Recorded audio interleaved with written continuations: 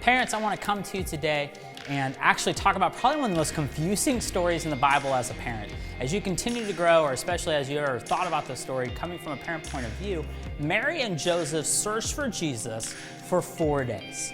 4 days is a long time, even back then. I mean, that's enough time that you're going to have to probably stop to get a falafel on the way when you're in Jerusalem. Because you see, Jesus was one place, but he wasn't where they were expecting him. Even though they went to Jerusalem each year and they went to the temple each year, they didn't look for him there.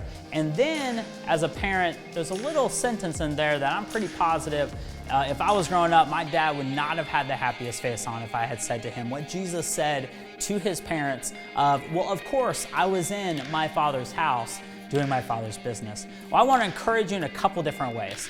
Don't be discouraged by this one.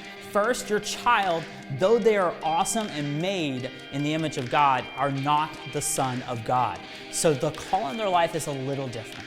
But I do want to encourage you that Mary did something really interesting in this story. She pondered these things. She thought about these things. As Mary and Joseph discovered and grew with Jesus, we see that Jesus grew in both wisdom and stature. And I find that verse really interesting at the end of this because I think sometimes a wise choice is different than just a right or a wrong choice. As I often explain it to the kids, when your teacher asks you what 2 + 2 is, you don't tell them how to make eggs. It is just the right information at the right time. And as we grow in those things, our children need guidance in how to make wise choices, not just right or wrong choices, so that they understand the principles that they're supposed to be applying. Was Jesus in the right place? Yes. Could he have done it better? Maybe.